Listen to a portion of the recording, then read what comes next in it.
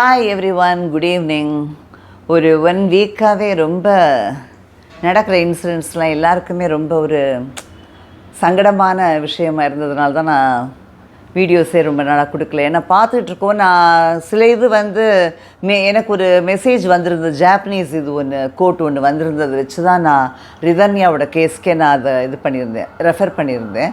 ஏன்னா ரிதன்யா கூட அந்த ஜாப்பனீஸில் என்ன எந்த ஒரு இதுலையும் வந்து ஒரு ராங் இதில் நம்ம ஏறிட்டோம் அப்படின்னா, ஒரு ட்ரெயினில் வந்து நம்ம ராங்கான ஒரு இதில் ஏறிட்டோம்னா அது டக்குன்னு இறங்கிடணும். நியரஸ்ட் ஒரு ஸ்டாப்லேயே we have to get down. இல்லைன்னா நம்ம நிறைய இது ஸ்பெண்ட் பண்ண வேண்டியிருக்கும், எக்ஸ்பென்ஸ் ஆகும் கூட அப்படிங்கிற மாதிரி தான் அதை நான் ரெஃபர் பண்ணியிருந்தேன். பட் இன்றைக்கி நான் வந்து ஜென்ரலாகவே இந்த பாஸ்ட் 1 வீக்காக நடக்கிற எல்லா இன்சிடென்ட்ஸ்க்கும் என்னோடய ஒரே இது என்ன, humanity has evacuated from human. இங்கே ஹியூமன் இதிலருந்தே ஹியூமனிட்டிங்கிறதே அப்படியே எவாக்குவேஷன் ஆயிடுச்சு, அது வேனிஷ் ஆச்சு. அது அந்த மாதிரி தான் இருக்குது எல்லா இன்சிடென்ட்ஸுமே. Not only for Rithanya case, also for Ajith Kumar கேஸ்க்கும் அதே தான். ஹியூமனிட்டி இல்லை. ஆக மொத்தம் ஹியூமனிட்டிங்கிற ஒரு சின்ன விஷயமாக தெரியலாம், பட் அதுதான் ஒரு முக்கியமான விஷயம். ஃபண்டமெண்டலாகவே அதுதான். ஹியூமனிட்டிங்கிறது தான் நமக்கு, ஹியூமனுக்கு அது பேஸ். அதுதான். அதனால தான் ஹைகோர்ட் கூட ரெஃபர் பண்ணியிருக்காங்க, கவர்மெண்ட்டே ஹேஸ் மர்டர்ட் இட்ஸ் சிட்டிசன் அப்படின்னு சொல்லியிருக்காங்க அஜித் குமார் கேஸில். ரொம்ப வருத்தமாக இருந்தது. ஃபஸ்ட் ரிதன்யா கேஸ் எடுத்துக்கிட்டால், அந்த பொண்ணு வந்து ரொம்ப சின்ன பொண்ணும் இல்லை, நல்ல ஒரு மெச்சூர்ட் கேர்ள். 27 இயர்ஸுங்கிறது ஒன்றும் ஒரு சின்ன வயசு கிடையாது. ஏன்னா இப்போ எங்களுக்கெல்லாம் ரொம்ப சீக்கிரம் அப்போ எல்லாம் மேரேஜ் ஆனது, ஒன்றுமே தெரியாமல் நாங்கள்லாம். இப்போ நிறைய உங்களுக்கு எக்ஸ்போஷர் கிடைக்கிது, எல்லாமே சொல்கிறாங்க. நிறைய விஷயங்கள் வந்து நீங்கள் லேர்ன் பண்ணிவிட்டு பார்த்துட்டு, நிறைய இன்சிடென்ட்ஸ்லாம் பார்த்து கம்பேரிட்டிவாக இருக்கிற ஒரு பீரியடில் வந்து மேரேஜ் பண்ணுறதுங்கிறது, அதே மாதிரி நல்ல ஒரு வெல் டு டூ ஃபேமிலி, நல்ல ஃபேமிலி பேக்ரவுண்ட் இருக்கிற ஃபேமிலி, அந்த மாதிரி ஃபேமிலியில் இருந்து நீங்கள் வந்து ஃபேஸ் பண்ண முடியாமல் இந்த சொசைட்டி 1000 சொல்லும். நம்ம இங்கே இருந்தாலும் சொல்லும், அங்கே இருந்தாலும் சொல்லும், நல்லா இருந்தாலும் பேசும், நல்லா இல்லைனாலும் பேசும். அதையெல்லாம் ஃபேஸ் பண்ணி தான் ஆகணும். நம்ம வந்து நல்ல பேக்ரவுண்ட் இருக்கிறப்போ யாரையும் மீட் பண்ணணும் கூட அவசியம் இல்லை. உங்களுக்கு பிடிக்கலையா, வீட்டிலையே கூட இருந்து நீங்கள் வாட்ட உங்கள் லைஃப்பை நல்லபடியாக உங்கள் அப்பா அம்மாவுக்கு ஒரு ஹாப்பினஸ் கொடுத்துட்டு இருந்திருக்கலாம். அந்த பொண்ணு போனது எனக்கு ரொம்ப ஒரு ஷாக்கிங்காக இருந்தது. இன்னும் பேசி நிறைய பேசுகிறாங்க. அதுக்கு சீரியஸாக உடனே ஒரு ஆக்ஷன், அவங்க அப்பாவோட அந்த பேரண்ட்ஸோட இதுக்கு வந்து கதறலுக்கு ஒரு சரியான இது கிடைக்கணும் அந்த பார்ட்டிக்கு. இன்னும் கூட அவர் நிறையா இதில் யூடியூப் வீடியோஸ்லாம் பார்க்குறப்ப மாப்பிள்ளைன்னு தான் சொல்கிறாரு. பாவம், மிச்ச ஆளுங்களாக இருந்தால் அவன் இவன் அப்படி இப்படின்னு பேசுவாங்க. பட் ஸ்டில் அவர் வந்து அந்த பர்சனை மாப்பிள்ளைன்னு தான் சொல்கிறாரு. ஒரு கண்ணியமாக மரியாதையாக இருக்கார். அந்த மாதிரி ஒரு நல்ல பேரண்ட்ஸ்க்கு பிறந்த பொண்ணு ஃபேஸ் பண்ணி அவங்களுக்கு கஷ்டம் கொடுத்துட்டு போயிட்டீங்களேங்கிறது தான் என்னோட ரொம்ப ஒரு வருத்தம். ஏன்னா இல்லாதவங்க கூட, ஒன்றுமே ரொம்ப ஸ்க்ராட்சில் இருக்கிறவங்க கூட ஒன்று இல்லைன்னா அதை திரும்பி ஸ்டார்ட் பண்ணுறாங்க ஃப்ரம் த ஸ்க்ராட்ச்னு சொல்லி எவ்வளவோ நம்ம பார்க்குறோம். அப்படி இருக்கிறப்போ நீங்கள் நல்ல பேக்ரவுண்ட், நல்ல சப்போர்ட் இருக்குது, வெல் டு டூ ஸ்ட்ராங்காக இருக்கிற ஒரு ஃபேமிலியிலேருந்து நீங்கள் ஏன் இந்த மாதிரி பண்ணிட்டீங்க? யாரோட பேச்சு உங்களை இது பண்ண போகுது? அப்பா அம்மாவோட மனசை இவ்வளோ தூரம் அஃபெண்ட் பண்ணிவிட்டு நீங்கள் போயிட்டீங்களே, அதுதான் நீங்கள் நினச்சி பார்த்துருக்கணும். இந்த இதில் வந்து நான் எங்கள் இது அப்பப்போ எங்கள் ஃபேமிலியை அப்பப்போ சின்ன இது நான் யாரோ 1-2 பேர் தான் நீங்கள் உங்களை பற்றி சொல்லுங்கன்னு கேட்குறாங்க. அதனால தான் நான் வந்து இங்கே பர்சனல் இதெல்லாம் எப்போவுமே ரொம்ப எக்ஸ்போஸ் பண்ணுறதில்ல, நம்ம இதெல்லாம் காட்டுறதும் கிடையாது. நம்ம ஏன்னா பொலிட்டிக்கல் பேசுகிறதுனால. பட் இந்த இடத்துல என்னோடய ஒரு இதை ரெஃபர் பண்ணும். எங்கள் ஃபாதர் இன்லா வந்து எல்லா இடத்துலையும் ஃபாதர்ஸ் டேக்கே எங்கள் ஃபாதர் இன்லாவை சொல்லியிருக்கேன். அவர்லாம் வந்து அவங்க, அதாவது எங்கள் மதர் இன்லாவோட அப்பா வந்து நல்ல ஒரு 2 பேருமே ஈக்குவலி நல்ல வெல் டு டூ ஃபேமிலி தான். அப்படி இருக்கிறப்போ இவர் ஒன்றுமே வேண்டான்னு தான் சொல்லியிருந்தார். அவர் தான் அவரோட லாஸ்ட்டு பொண்ணு, லாஸ்ட் இஷ்யூ எங்கள் மாமியார் வந்து. அதனால் அவராக ஆசைப்பட்டு நிறைய கொடுத்தாரு. அதையும் தவிர அவர் வந்து அவங்க ஒய்ஃப், அதாவது எங்கள் மதுரைங்களோட அம்மா இறந்தவுடனே அவர் என்ன செஞ்சார், நிறைய வந்து லாஸ்ட்டு பொண்ணுக்கு நம்ம இன்னும் நிறைய நாள் செய்ய முடியலையே, பெரிய குழந்தைங்களுக்கெலாம் நிறைய செஞ்சுருக்கோம். அப்படிங்கிறதுனால நிறைய என்ன சொல்கிறது, நிறையன்னு தான் சொல்ல வேண்டியிருக்கு. இந்த இது அமௌண்ட்டு கட்டிட்டு, அந்த காலத்துலலாம் சொல்லுவாங்க இல்லையா, அமௌண்ட்டு நகையெல்லாம் வந்து ஒரு மூட்டை மாதிரி கட்டி கொண்டு வந்து எடுத்துக்கோன்னு சொன்னதை கூட எங்கள் ஃபாதர் இன்லா வந்து வேண்டாம், எனக்கு என்கிட்ட இருக்குது, நீங்கள் யாருக்கு வேணால் கொடுங்க, உங்கள் பேரனுக்கெலாம் கொடுங்க, அங்கே இருக்கிற பேரனுக்கு கொடுங்க. ஏன்னா அப்போ வந்து அவரோட ஒரு டாட்டர் வந்து இறந்துருந்ததுனால அவங்களுக்கு கொடுங்க, அவங்களுக்கெலாம் கொடுங்க, எனக்கு வேண்டாம், எனக்கு எல்லாம் இருக்குது, நான் வந்து சின்ன வயசு நான் இது பண்ணிக்க முடியும், என்னால் ஏர்ன் பண்ண முடியும், எனக்கு வேண்டாம், நீங்கள் கொடுத்ததே நிறைய இருக்குதுன்னு சொன்னார். அதே மாதிரி தான் அவர் வந்து கார் வாங்கி இந்த பொண்ணோட இதை பார்க்குறப்போ எனக்கு அதெல்லாம் ஸ்ட்ரைக் ஆச்சு. எவ்வளோ வருஷம் கழித்து அந்த எங்கள் மதர் இன்லாவும் ஃபாதர் இன்லாவும் பேசின சில விஷயங்கள்லாம் எனக்கு ஸ்ட்ரைக் ஆச்சு. அதனால் சொல்கிறேன், கார் வாங்கி தரேன்னு சொல்லி அவர் சொன்னாராம். இல்லை எனக்கு டிரைவிங் தெரியாது, யாராவது இப்படி சொல்லுவார் அந்த காலத்தில். அதான் இப்போ வால்வோ கார் வாங்கி கொடுத்து கூட அதில் அந்த பொண்ணு ஹாப்பியாக போன மாதிரி தெரியல இல்லையா, அதுக்கு சொல்கிறேன். அப்போ கார் வந்து அவர் வாங்கி தரேன்னு சொன்னதுக்கு, இல்லை எனக்கு டிரைவிங் தெரியாது, டிரைவரை வச்சுட்டு போங்க. இல்லை வேண்டாம், எதுக்கான அவசியமாக, அதெல்லாம் இருக்கட்டும், இருக்கவே இருக்குது, நம்ம டிரான்ஸ்போர்ட்லாம் எவ்வளோ இருக்குது இல்லையா, இல்லைன்னா நம்ம வந்து கேப்ஸ் தான் அரேஞ்ச் பண்ணி போயிருக்கோம் அப்படின்னு தான் சொல்லியிருக்காரு அந்த காலத்துலேயே. அவர் வந்து இந்த சும்மா ஷோ பண்ணணும், இல்லாமல் கூட ஷோ பண்ணணுன்னு நினைக்கிற இது கிடையாது. அதே மாதிரி தான் செய்யணும், தன்னோட இதில் கொண்டு வந்து செய்யணுங்கிற நினைக்கிற ஆள் அவர். ஏன்னா 2 பேருமே ஈக்குவலாக இருந்தவங்க தான், அதனால் ஒன்றும் ஒரு பெரிய இது இல்லை. இவங்களும் அதே மாதிரி ஈக்குவல். ஆனால் அந்த பையன் வந்து எதிர்பார்த்துருக்கான் பாருங்க, மாமனார் செய்யணும்னு எதிர்பார்த்துருக்கான். அதான் எனக்கு அப்போ இன்னொன்று தோணுது, இங்கே எல்லாருமே நம்மளை அதாவது ஜென்ஸ் எல்லோரும் என்ன சொல்லுவாங்க, பசங்கன்னா அவன் ஆம்பளை சிங்கம், ஆம்பளை சிங்கம். ஆமாம், சிங்கம், ஆம்பளை சிங்கம். என்னென்னா சிங்கம் வந்து போய் தன்னோட இது கூட தன்னோட ஃபுட்டை கூட அது தானே வேட்டையாடாதான். அந்த லேடி சிங்கம் இருக்குது, லயனஸ், அதுதான் போய் கொண்டு வருமா, அதுதான். ஆனால் உட்காந்தே இருக்கான். நிறைய வீட்டில் வந்து ஆம்பளைங்க வேலைக்கு போகிறது கூட அவன் ரொம்ப இதாக இருக்கவனுக்கு, தான் ஆம்பளை சிங்கம், குழந்தை பிறந்தா போதும் அப்படிங்கிற மாதிரி ஒரு மென்டாலிட்டி இங்கே நம்மளே க்ரியேட் பண்ணிட்டோம்.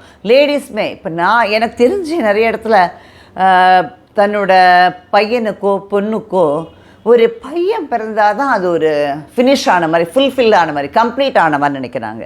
அது எப்போ போகுதோ இந்த சொசைட்டிலேருந்து, அப்போ தான் வந்து இந்த ஆம்பளைங்களுக்கும் அறிவு வரும். அதுதான். ஏன்னா இல்லைன்னா அது வரைக்கும் டார்ச்சர் தான் இருக்கும். இந்த டவுரி கேஸுங்கிறது, டெத்துங்கிறது அப்படி தான் இருக்குது.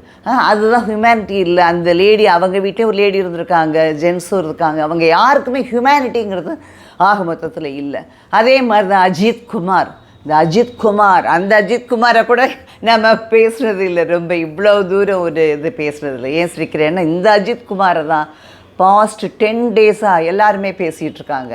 ஏன்னா எப்படி பாருங்கள் அந்த பையனை, இதை வந்து எல்லாருமே உடனே கம்பேர் பண்ணுறாங்க வித் சாத்தான்குளம் சாத்தன கேஸோட பெனிக்ஸ் அண்ட் ஜெயராஜ் அவங்க டெத்தோட, அது லாக்அப் டெத்து, அதோட கம்பேர் பண்ணுறாங்க. அப்போ தான் எனக்கு தோணுது, அது வந்து அங்கே யாரும் கம்ப்ளைண்ட் பண்ணலாங்க, கம்ப்ளைண்ட் இல்லை, அது லாக்டவுன் டைமில் வயலேஷன், லாக்டவுன் அந்த ரூல்ஸை வயலேட் பண்ணியிருக்காங்கன்னு சொல்லி தான் அவங்க 2 பேரையும் அவங்க கூட்டு போனாங்க. அதுவும் நான் வந்து எதையும் வந்து ஜஸ்டிஃபை பண்ணல, எல்லாமே க்ரைம் தான், அதுவும் ஒரு க்ரைம் தான்.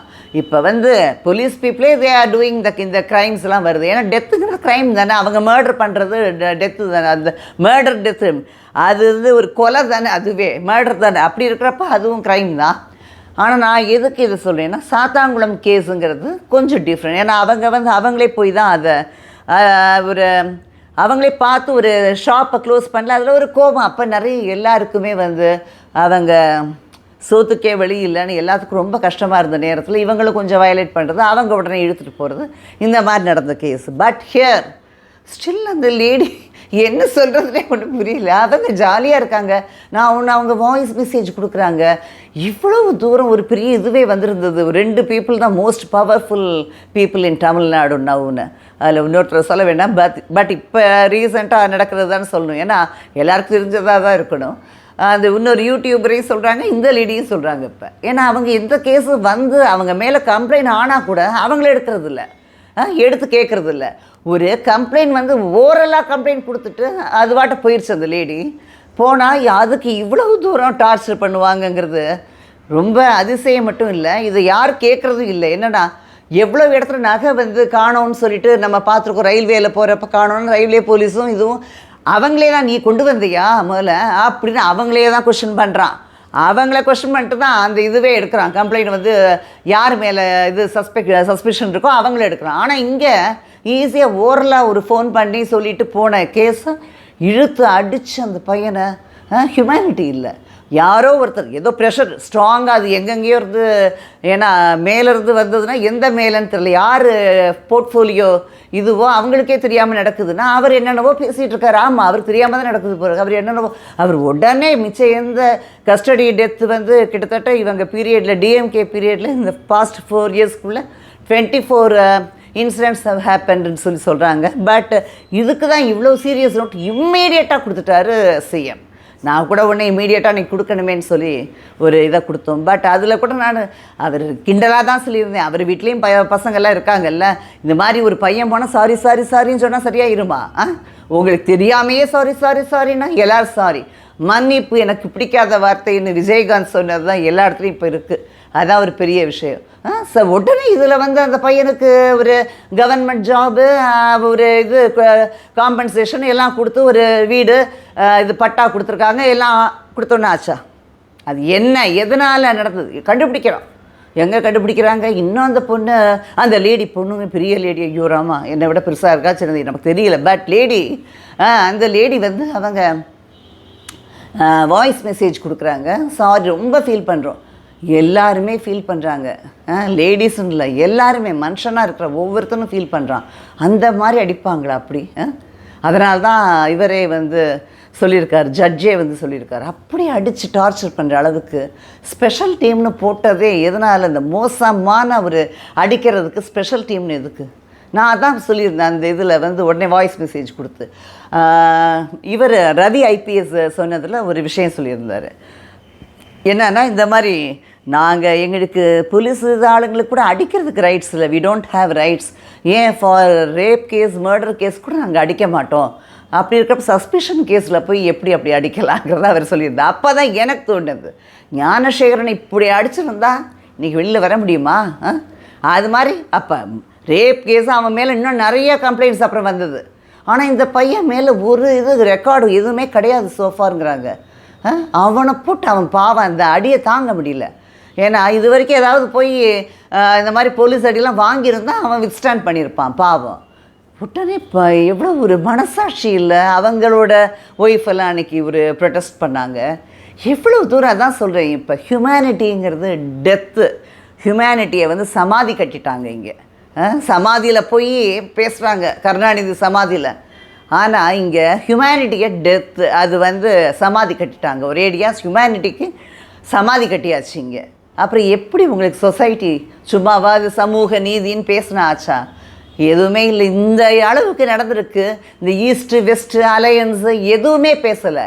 எதுவும் வந்து ஒரு ஸ்ட்ராங்கான கண்டம் பண்ண வேண்டாமா? எவ்வளோ பெரிய இஷ்யூ இது. ஒரு சஸ்பிஷனுங்கிற இதில் அந்த பையனை போட்டு அடித்து ஒரேடியாக க்ளோஸ் பண்ணிட்டாங்க. அதை பற்றி இல்லை. இன்றைக்கி திருச்செந்தூர் முருகனுக்கு கும்பாபிஷேகம். என்ன நடக்குது இந்த இதில்? போய் உடனே கனிமொழி இது பண்ண ஒன்றா ஆச்சா? என்ன இது அநியாயம். இதை வந்து எவ்வளோ ஒரு கஷ்டமாக இருந்தது. அந்த பையனோட டெத்தும் சரி, இந்த ரிதன்யாவோட டெத்தும்.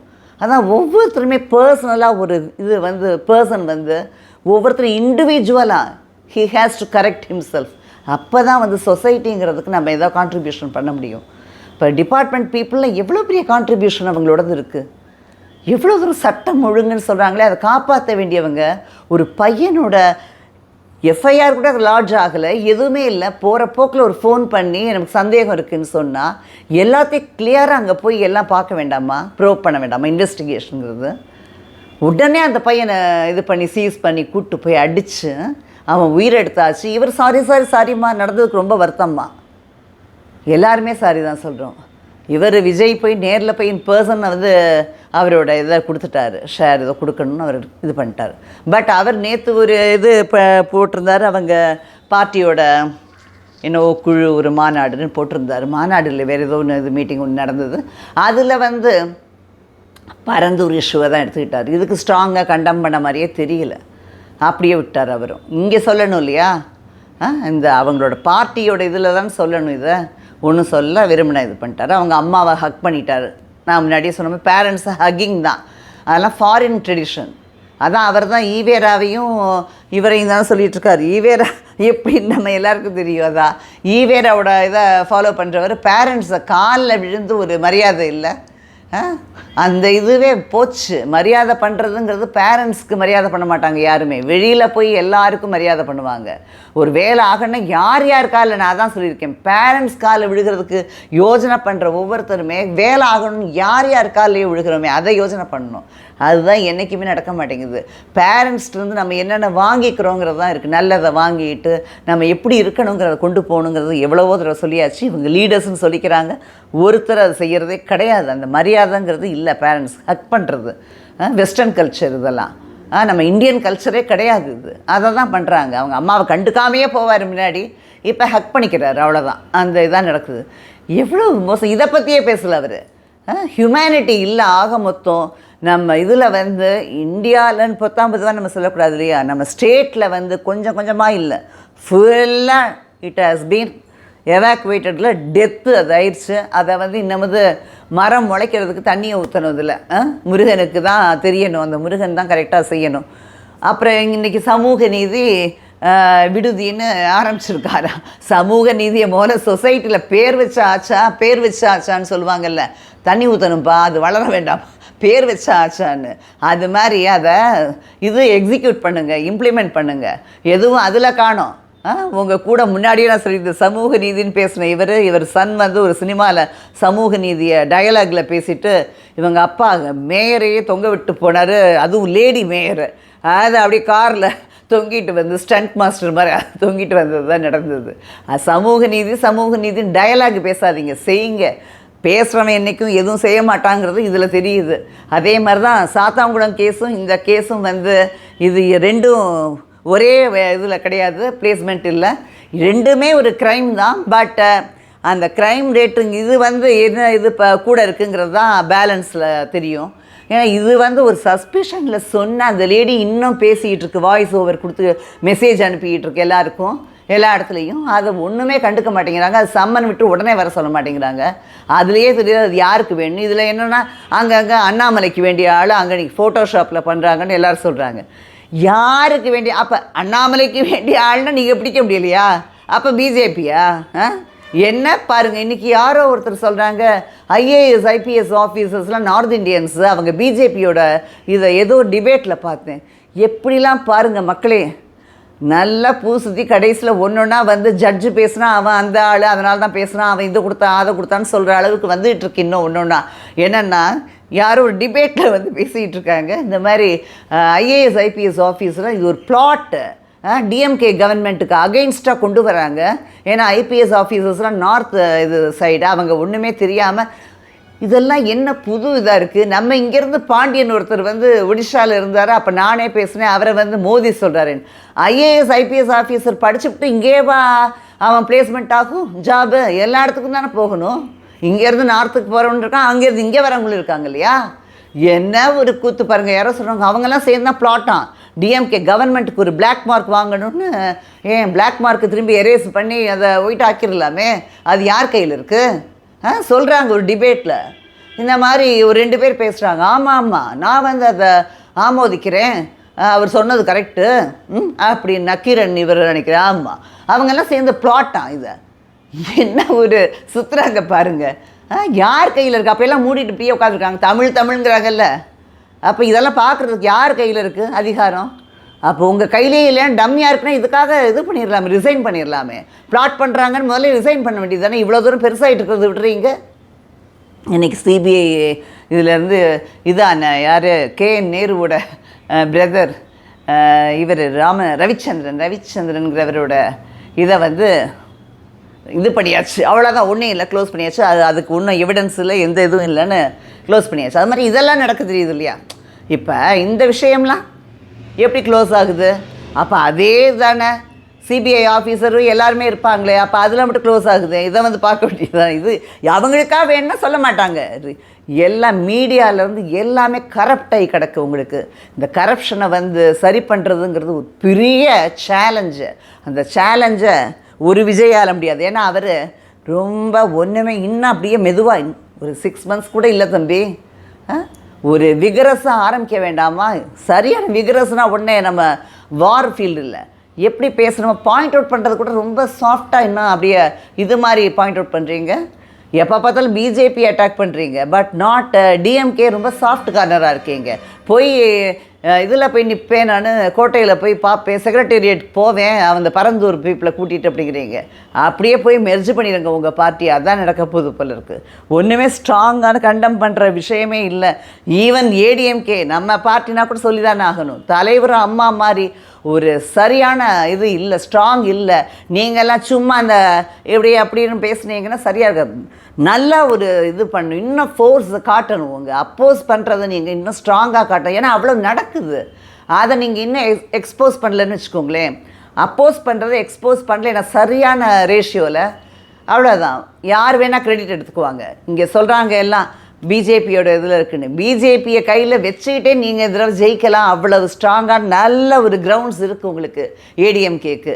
ஏன்னா விஜய் இப்படியே சொல்லிவிட்டு அவர் தனியாக நின்று இது ஒரு இந்த கூட்டணி மாதிரி தான், விஜயகாந்த் அப்போ வச்சு ப்ளே பண்ண கூட்டணி மாதிரி தான் இருக்குது. அவர் விஜய் தனியாக நின்றுக்கிட்டு யார் வருவாங்கன்னு பார்க்குறாரு. மேபி இவர் கண்டிப்பாக திருமாவளவன் அங்கே போய் ஹி வில் ஜாயின் ஹேண்ட்ஸ் தான். ஏன்னா கொஞ்சம் கொஞ்சமாக சொல்கிறாரு விஜயோடதையெல்லாம் அவர் சப்போர்ட் பண்ணுறாரு.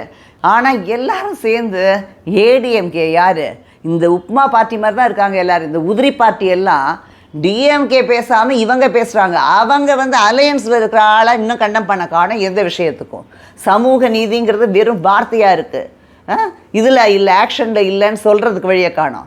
இங்கே ஏடிஎம்கே அமித்ஷா கையில் இருக்குது. அவங்க யார் கையில் இருந்தாலும் ஏடிஎம்கேங்கிற ஒரு பேரே போதும், ரெட்டை இலைங்கிற சிம்பலே போதும் எங்களுக்கு. யார் கையில் இருக்குங்கிறத அப்புறம் பார்ப்போம். இதை சொல்லியே பொழுத போக்குறாங்க. என்ன தப்பு பண்ணியிருக்கான் ஒரு ஃப்ரெண்டுனா கூட அவன்கிட்ட என்ன தப்பு பண்ணுறானோ அப்பப்போ அதை பாயிண்ட் அவுட் பண்ணால் தான் நல்ல ஒரு இது வரும். அந்த ஃப்ரெண்ட்ஷிப்பும் நிற்கும் லாங் லாஸ்டிங்காக. ஒன்றுமே சொல்லாமல் இருந்தால் வேறு ஏதோ போட்டு வாயை பிளாஸ்டர் போடுறாங்கன்னு அர்த்தம். வைகோலேருந்து இல்லை, வைகோல ஒரு பார்ட்டியே இல்லை அவர்கிட்ட பாவம். ஆனாலும் பேசுகிறார். வயசான காலத்தில் என்னவோ கூவிட்டுருக்கார் ஏடிஎம்கேவை. ஏன் ஏடிஎம்கே கூவுறதுக்கு தான் உங்களுக்கு ஆசை? அப்போ பார்ட்டியை வச்சுட்டு உங்கள் இது ஒன்றுமே இல்லாமல் ஆச்சு. எவ்வளோ பெரிய மாஸ் லீடராக வர வேண்டியவர் ஒன்றும் இல்லாமல் போயாச்சு அந்த பார்ட்டி. இவருக்காக எவ்வளோ பேர் அன்றைக்கி அவங்க தியாகம் பண்ணாங்கங்கிறது தெரியும் எல்லாருக்கும். அந்த ஹிஸ்ட்ரியெலாம் நம்ம பேச வேண்டாம். அவர் பேசுகிறாரு ஏடிஎம்கேவை. எல்லோரும் யார் கையில் இருக்கா அவங்க என்னென்னவோ பேசிகிட்டு இருக்காங்க. அர்த்தம் இல்லாமல் சும்மா டைவர்ட் பண்ணுறது, டைவர்ஷன் பண்ணுறாங்க. Take diversion. இந்த ஒர்க்கெல்லாம் நடக்கும் இல்லையா, பிடபிள்யூடி ஒர்க்கெல்லாம் நடக்கிறப்போ டேக் டைவர்ஷன் வைப்பான் போர்டு. அது மாதிரி இவங்க இது பண்ணுறாங்க. என்ன இது மாதிரி பண்ணால் இவங்க அதான், ஏன்னா கவர்மெண்ட்டுக்கு ஜாலரா அடிக்கிறதுனால டேக் டைவர்ஷன் ஏடிஎம்கே பக்கத்தில். இப்போ யார் அதிகாரத்தில் இருக்காங்க, யாருக்கு நீங்கள் சப்போர்ட் பண்ணுறீங்க, அங்கே எதுவுமே நடக்கலையா, தப்பு நடந்தது உடனே சொல்லுங்கள். ஒரு சாதாரண நிக்கிதாங்கிற ஒரு லேடிக்கு எப்படி இவ்வளவு தூரம் பவர் இருக்குது, என்ன பவர், என்ன பேக்ரவுண்டு. ஓரலாக சொன்ன உடனே போய் தேடி அடித்து ஸ்பெஷல் டீமை வச்சு அடித்து ஒரு பையனே காலி பண்ணுற அளவுக்கு உடனே ஒரு இதை கொடுத்தா அந்த லைஃப் சரியாயிருமா? இது எல்லார் வீட்லேயும் பசங்க இருக்காங்க. அதான் சொன்னேன், பவருக்கு வரணும்னு நினைக்கிற பசங்க இருக்காங்க எல்லாரும். பார்ட்டி நான் சொல்ல பொலிட்டிக்கல் பார்ட்டிஸ் எல்லாருமே வச்சுருக்கீங்க. அடுத்தடுத்து வாரிசு வச்சுட்டு இருக்கீங்க. அவங்க வரணும்னு நினைக்கிறீங்க. அப்போ ஒரு சாதாரணமாக நினைக்கிறீங்க இல்லையா ஒரு பையனை, ஒரு பப்ளிக்ங்கிறவன் அவ்வளோ சாதாரணமாக இருக்கான உங்களுக்கு. அப்போ போலீஸுங்கிறது எவ்வளோ ஒரு மோசமான சுச்சுவேஷனில் இருக்குதுன்னு பாருங்கள் டிபார்ட்மெண்ட்டு. அதுதான் ஓகே. நீங்கள் எல்லாருமே மக்களை கவனிக்கணும். இது எல்லாம் ஸ்டோரேஜில் வச்சுக்கணும். காசை கொடுத்துனோம்னு எல்லாம் இது பண்ணிடக்கூடாது. யார் செய்கிறாங்க என்ன வேணால் செய்யட்டும் அப்படின்னா இதை விட இன்னும் மோசமாக போகும். அதனால் பார்த்து, நான் இதை தான் முன்னாடியே சொல்லிகிட்டு இருந்தேன். இப்போ யாரோ சொல்கிறாங்க. இதே தான் நான் சொல்லிகிட்டு இருந்தேன் ஸ்டார்டிங்லேருந்து. நம்ம யார் கேண்டிடேட்டை பாருங்கள், அவங்களோட பேக்ரவுண்ட், அவங்க ஹிஸ்ட்ரியை பாருங்கள், சோஃபார் என்ன பண்ணியிருக்காங்கன்னு பாருங்கள். புதுசாக ட்ரையல் கொடுத்துட்டே இருக்காதிங்க யாருக்கும். திரும்பி ட்ரையல் வந்த உடனே ஆரம்பிச்சிடுறாங்க அவங்க கச்சேரியை. அதனால் பார்த்து செய்யுங்க. Okay, see you all, bye bye.